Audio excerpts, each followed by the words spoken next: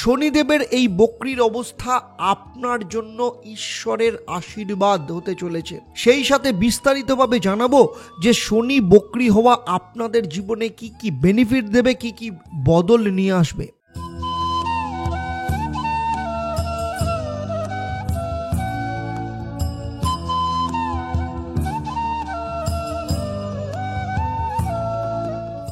দর্শন পর্বে আজকে আমার আলোচনা তুলা রাশি বা লগ্নের জাতক জাতিকাদের জন্য খুবই গুরুত্বপূর্ণ।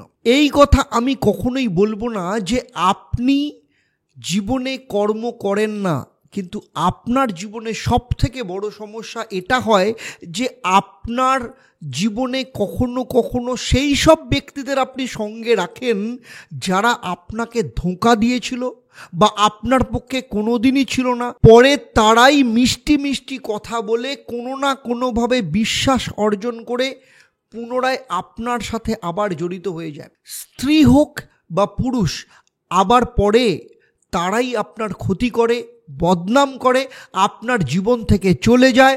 আর এটাই আপনার জীবনের সব থেকে বড় সত্য এবং অসফলতার কারণ।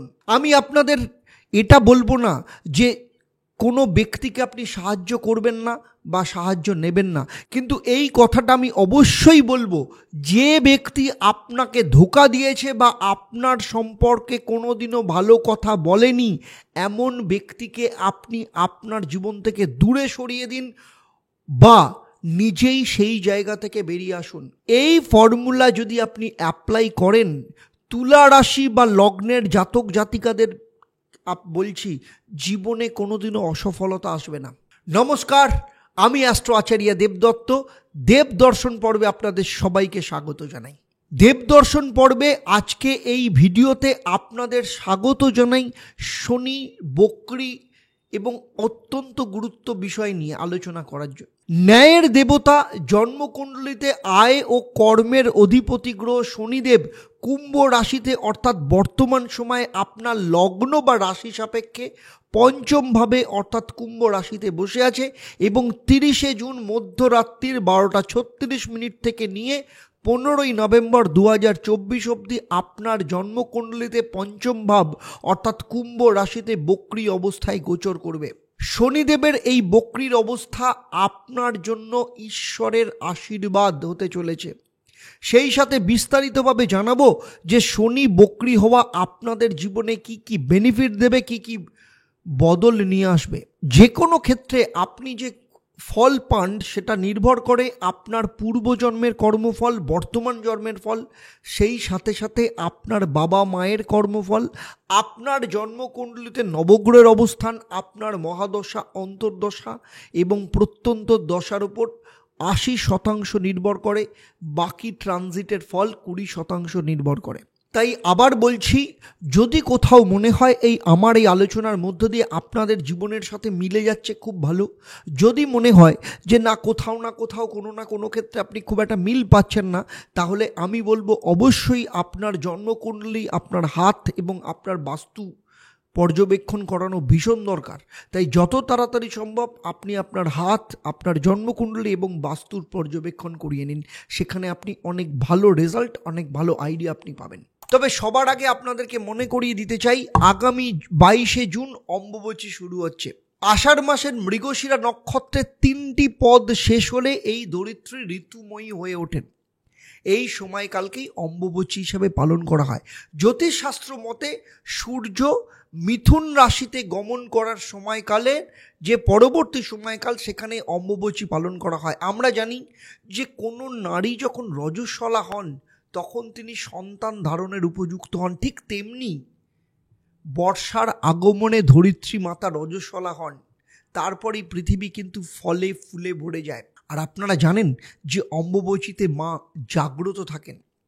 এই সময় আপনার জীবনের যে কোনো দুঃখ, কষ্ট, অশান্তি, যেমন ঋণ সংক্রান্ত সমস্যা, মামলা মোকদ্দমা, পড়াশোনা, সন্তান অবাধ্য হয়ে যাওয়া, প্রেম, বিবাহিত জীবন, স্বামী স্ত্রীর মধ্যে অশান্তি, বশীকরণ, এই সমস্ত কিছুর বিষয়ে যারা প্রতিকার করাতে চাইছেন এবং আপনাদের জীবনের সমস্ত সমস্যা থেকে বেরিয়ে এসে আপনাদের জীবন যারা ফুলে ফলে ভরাতে চাইছেন, আপনাদের বলবো, আপনাদের এই অম্বুবাচীর যোগকে যদি কাজে লাগাতে চান তাহলে কিন্তু ইমিডিয়েট নিচের যে হেল্পলাইন নাম্বার রয়েছে সেখানে ফোন করে আপনাদের জন্মছক কিংবা হাত দেখিয়ে আপনাদের সমস্যার সমাধানের রাস্তা তৈরি করুন। কারণ অম্বুবাচী যোগে প্রতি বছরের মতো এই বছরে আমি বিশেষ পুজো এবং হোম যজ্ঞের আয়োজন করব। তাই ইমিডিয়েট হেল্পলাইন নাম্বারে ফোন করে আপনার জন্মছক কিংবা হাত দেখানোর জন্য বুক করাতে পারেন, যাতে আমি আপনার সমস্যার প্রতিকার অম্বুবাচী যোগের মধ্যে করতে পারি। অথবা যারা শুধুমাত্র অম্বুবাচী যোগে যজ্ঞ ও শান্তি সংস্থান করাতে চাইছেন তারাও কিন্তু ইমিডিয়েট যোগাযোগ করতে পারেন। কারণ এরপরে কাজ নেওয়া কিন্তু ভীষণ সমস্যার হয়ে যাবে। ঠিক যেমন ফলহারিণী অমাবস্যাতে হয়েছে, প্রচুর মানুষের কাজ আমি নিয়ে উঠতে পারিনি, অথচ ফলহারিণী অমাবস্যায় অত্যন্ত ভালো কাজ হয়েছে। যারা কাজ করেছেন তারা প্রত্যেকেই 100% নয় 1000% ফল তারা পাবেন। হিন্দু পঞ্জিকা মতে প্রতি আষাঢ় মাসের 7 তারিখ থেকে 10 তারিখ পর্যন্ত চলে অম্বুবাচী। এই বছর 22শে জুন বৃহস্পতিবার ভোর 2:32 থেকে শুরু হবে, চলবে 26শে জুন সোমবার অর্থাৎ বাংলা 10ই আষাঢ় দুপুর 2:56 পর্যন্ত। পুরাণে বলা হয় ভূদেবী রজস্বলা হন, আর ভূদেবী হলেন জগন্নাথ দেবের স্ত্রী। পুরীর মন্দিরে এই জন্য রূপোর ভূদেবীর মূর্তি দেখা যায়। প্রতি বছর এই সময় কামাখ্যা দেবীও রীতিমতী হন। এবারে বলবো আপনারা বাড়িতে বসে কি কাজ করবেন।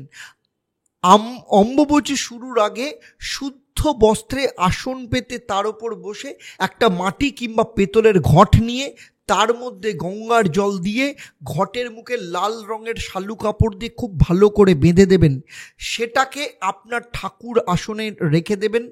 তারপর 3টে ধূপকাঠি জ্বালিয়ে ওম স্ত্রিং নমো নমঃ ওম বাগ্ভবকুট এই মন্ত্রটা 108 বার পাঠ করে ঠাকুরের মুখ ঢেকে এই অবস্থায় রেখে দেবেন। এরপর অম্বুবাচী যেদিন শেষ হবে অর্থাৎ 26শে জুন সোমবার দুপুর 3টের পর একইভাবে শুদ্ধ বস্ত্রে এই মন্ত্রটা 108 বার পাঠ করে ঠাকুরের মুখ খুলবেন এবং ঘর থেকে গঙ্গার জলের কিছুটা অংশ একটা শিশির মধ্যে নিয়ে রেখে দেবেন। বাকি গঙ্গার জলটা অন্য গঙ্গার জলের সাথে মিশিয়ে প্রতিদিন সন্ধেবেলা আপনার বাড়িতে ছিটাবেন। আর লাল শালুকে খুব যত্ন করে ঠাকুরের পায়ের সামনে রেখে দেবেন। এতে মা কামাখ্যার আশীর্বাদ পুরো বছর ধরে আপনার সাথে থাকবে। আর যারা কাজ করাতে চাইছেন তারা অবশ্যই নিচের যে হেল্পলাইন নাম্বার দেওয়া আছে সেই হেল্পলাইন নাম্বারে ইমিডিয়েট যোগাযোগ করতে পারেন। চলুন এবার মূল আলোচনায় ফেরা যাক। গোচরে কোনো বকরি হওয়া মানে হচ্ছে আপনাকে প্রথমেই জানতে হবে যে বকরি কিভাবে হচ্ছে।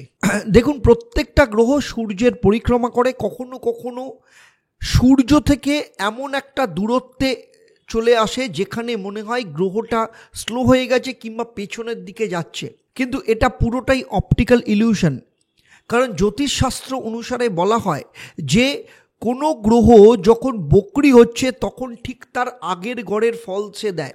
ঠিক অনেকটাই যখন দুটো ট্রেন পাশাপাশি চলে এবং একটা ট্রেনের থেকে আরেকটা ট্রেনের গতি একটু কম থাকে, তখন মনে হয় যে ট্রেনটার গতি কম সে পেছনের দিকে যাচ্ছে। আসলে এটা অপটিক্যাল ইলিউশন। কোনো গ্রহ বা কোনো ট্রেন সেই অবস্থায় পেছনের দিকে যায় না, কিন্তু প্রত্যেকটা গ্রহের একটা নির্দিষ্ট গতি থাকে এবং সেই গতি অনুযায়ী সে রাশি অতিক্রম করে।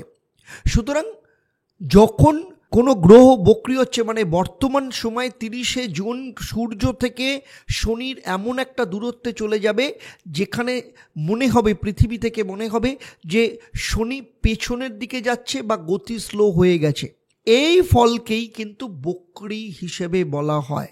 শনিকে ন্যায়ের দেবতা এবং সেই সাথে আপনার পূর্বজন্ম এবং এই জন্মের যে কর্ম করে আপনি এগিয়ে যাচ্ছেন এই বিষয়ে শনিদেব বকরি অবস্থায় আপনাকে ফল দেবে।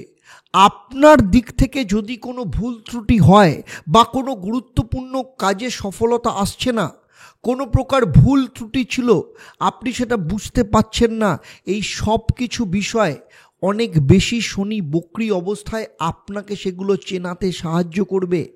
যখন কোনো গ্রহ বকরি হয় পজিটিভ এবং নেগেটিভ দুটো প্রভাবই সে দেয়।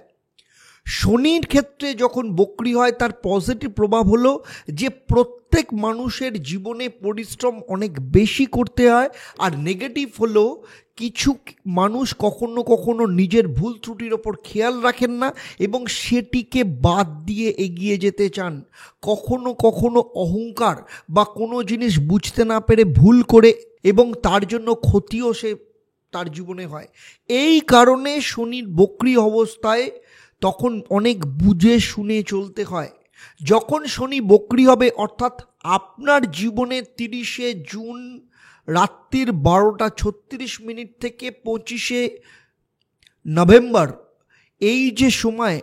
এই সময় আপনার সবথেকে বড় জিনিস যেটা আপনার জীবনে হবে সেটা হচ্ছে আপনার কর্মক্ষেত্রের ওপর প্রভাব পড়তে শুরু করবে।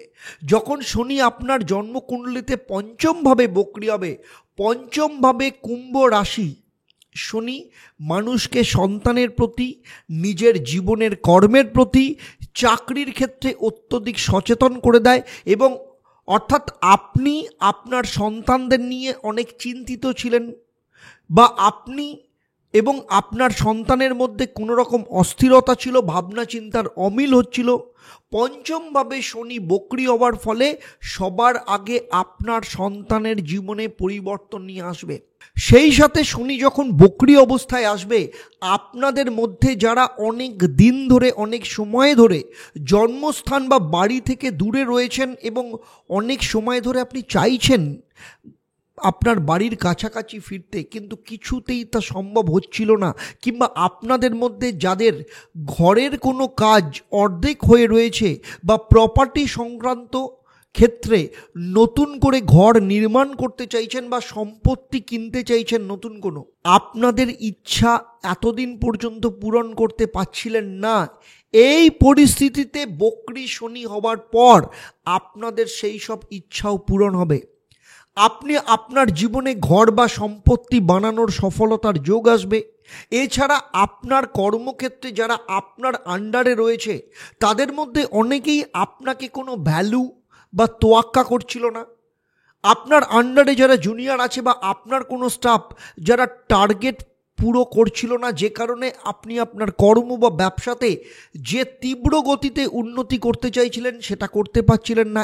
এই পরিস্থিতিতে আপনার জীবনে এই সমস্ত কিছুকে শনি কিন্তু বদলে দেবে।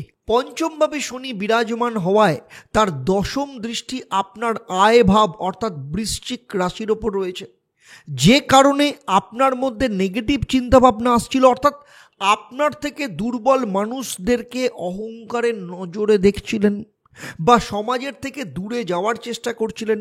আপনাদের মধ্যে অনেকেই ভিন্ন জীবন বেছে নিতে চাইছিলেন, কিন্তু ভিন্ন জীবনে কোনোদিনও আপনি বড় মানুষ বা বড় জায়গায় চাকরিতে বা ব্যবসাদার হতে পারবেন না।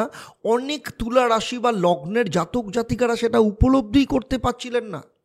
এইবার শনিদেব বক্রি হওয়ার পর আপনার চিন্তা ভাবনার মধ্যে পরিবর্তন নিয়ে আসবে। অন্য ব্যক্তিদের প্রতি আপনার দৃষ্টিভঙ্গি পাল্টাবে। আপনি সমাজের সাথে নিজেকে অ্যাসোসিয়েট করতে পারবেন। এছাড়াও লোকেদের সাথে আপনার সংযোগ স্থাপন খুব ভালোভাবে মজবুত করতে শুরু করবেন। আপনার জীবনে বিভিন্ন পরিস্থিতির কারণ হিসাবে শনি আপনার অর্থভাবে দৃষ্টি দিয়েছে, যে কারণে আপনার মনের মধ্যে অস্থিরতা চলছিল। কখনো এটা নয় ওটা, সেটা নয় এটা, এই রকমভাবে ট্রাই করছিলেন।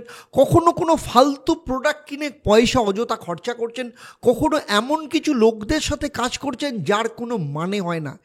এই যে আপনার মনে অস্থিরতা চলছে, মন বারবার অশান্ত হয়ে পড়ছিল, এই সমস্ত ক্ষেত্র থেকে শনি আপনার মনকে খুব ভালোভাবে সংশোধন করবে বক্রি হওয়ার পর। আপনাদের মধ্যে যাদের মায়ের সাথে তালমেল ঠিক হচ্ছিল না, এই সময় মায়েদের সাথে সম্পর্ক ঠিক হয়ে যাবে। যখন কোনো গ্রহ বক্রি হয়, আগেই বলেছি, সে এক ঘর আগের প্রভাব বা ফলাফল দেয়।